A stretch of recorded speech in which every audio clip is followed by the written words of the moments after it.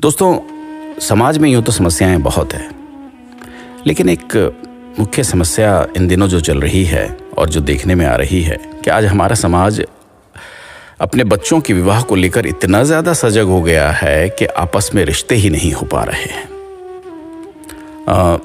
एक उदाहरण देकर के आपको मैं अगर बात करूं, एक युवती के परिजन एक बुजुर्ग के पास पहुंचे और अपनी जिज्ञासा लेकर पहुंचे और बोले कि महाराज, अपनी बेटी का विवाह करना चाहते हैं हम, लेकिन बहुत सारे लड़कों को हमने देखा, युवकों को देखा, परंतु अभी तक कोई सबसे योग्य युवक नहीं मिला। बुजुर्ग बोले, बेटे तुम पहले ये जो सामने बगीचा देख रहे हो फूलों का, इसमें से सबसे सुंदर गुलाब का फूल तोड़ कर लेकर के आओ, लेकिन शर्त यह है कि एक बार आगे बढ़ने के बाद पीछे नहीं मुड़ना। थोड़ी देर बाद परिवार खाली हाथ लौटा। संत ने पूछा कि तुम्हें कोई सुंदर गुलाब नहीं मिला? वो बोले, महाराज हम अच्छे से अच्छे फूल की चाहत में आगे बढ़ते गए। मार्ग में अनेक सुंदर फूल दिखे, परंतु हम इस चाहत में आगे बढ़ते गए कि आगे और भी सुंदर फूल होंगे। दुर्भाग्यवश अंत में फिर मुरझाए फूल मिले। बुजुर्ग बोले, जिंदगी भी इसी तरह से है।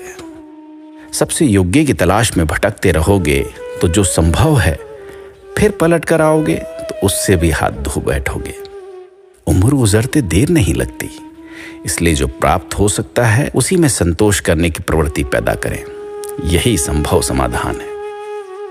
दोस्तों, आज 30, 35, 40 साल की उम्र की समाज में बहुत सी कुंवारी लड़कियां बैठी हैं। कई तलाकशुदा लड़कियां 50 की उम्र की भी घर बैठी हैं, क्योंकि इनके सपने हैसियत से भी बहुत ज्यादा थे। इस प्रकार के कई उदाहरण हैं। ऐसे लोगों के कारण समाज की छवि बहुत खराब हो रही है। सबसे बड़ा मानव सुख सुखी वैवाहिक जीवन होता है। पैसा भी आवश्यक है, लेकिन कुछ हद तक। पैसे की वजह से अच्छे रिश्ते ठुकराना गलत है।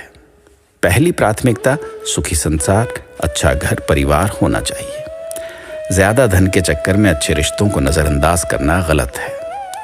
संपत्ति खरीदी जा सकती है, लेकिन गुण नहीं। आज की तारीख में सबसे ज्यादा तलाक समाज में दहेज की वजह से हो रहे हैं। इससे समाज बहुत ज्यादा प्रभावित होता है। मेरा मानना है कि घर परिवार और लड़का अच्छा देखें, बिल्कुल गरीब भी ना देखें, लेकिन ज्यादा के चक्कर में अच्छे रिश्ते हाथ से न जाने दें। सुखी वैवाहिक जीवन जिए। 40 की उम्र के बाद विवाह नहीं होता, समझौता होता है। अगर मेडिकल स्थिति से भी देखा जाए तो गर्भाधान होने की उम्मीद भी कम होती चली जाती है, और अगर होती भी है तो उसमें बहुत सारी समस्याएं उत्पन्न होती हैं। आजकल समाज में लोग बेटी के रिश्ते के लिए लड़के में स्पेशली 24 कैरेट का सोना खरीदने जाते हैं। देखते देखते 4-5 साल निकल जाते हैं। उच्च शिक्षा के नाम पर भी वक्त लोगों का बीत जाता है। अच्छा, लड़के देखने का अंदाज भी वक्त ही बर्बाद करता है। खुद का मकान है कि नहीं, अगर है तो फर्नीचर कैसा है, कमरे कितने हैं, गाड़ी है कि नहीं, रहन सहन कैसा है, कितने भाई हैं, बंटवारे में माँ बाप किनके गले पड़े हैं, बहन कितनी है, उनकी शादी हुई कि नहीं, माँ बाप का स्वभाव कैसा है, रिश्ते नाते वाले आधुनिक काल के हैं कि नहीं, बच्चे का कद क्या है, रंग रूप कैसा है, शिक्षा, कमाई, बैंक बैलेंस। सब बातों पर पूछताछ पूरी होने के बाद कुछ प्रश्न पूछने में और ज्यादा वक्त व्यतीत होता है। हालात तो क्या कहें, माँ बाप की नींद खुलती है 30 की उम्र के पार, और 4-5 साल की दौड़ धूप बच्चों की जवानी को बर्बाद करने के लिए काफी है। इस वजह से अच्छे रिश्ते हाथ से निकल जाते हैं। माँ बाप अपने ही बच्चों के सपनों को चूर चूर कर देते हैं। मैं सही तुम गलत के खेल में न जाने कितने रिश्ते ढह गए। एक समय था जब खानदान देखकर रिश्ते होते थे, वो भी लंबे निभते थे। समधी समधन में मान मनोहार थी, सुख दुख में साथ था, रिश्ते नाते की अहमियत का एहसास था। चाहे धन माया कम थी, मगर खुशियां घर आंगन में झलकती थी। कभी कोई ऊंची नीची बात हो जाती तो आपस में बड़े बुजुर्ग संभाल लेते थे।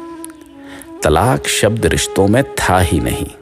दाम्पत्य जीवन खट्टे मीठे अनुभव में बीत जाया करता था, और दोनों एक दूसरे के बुढ़ापे की लाठी बनते थे। इस गंभीर सामाजिक विषयों पर राजनीति से फुर्सत मिले तो सोचिएगा ज़रूर, विचार अवश्य करिएगा, साथ साथ अपना ख्याल रखिएगा।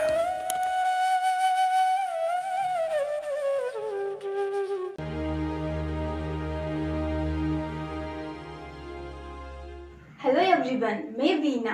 24 MLB चैनल को लाइक कीजिए, सब्सक्राइब कीजिए और बेल बटन को प्रेस कीजिए। Thank you.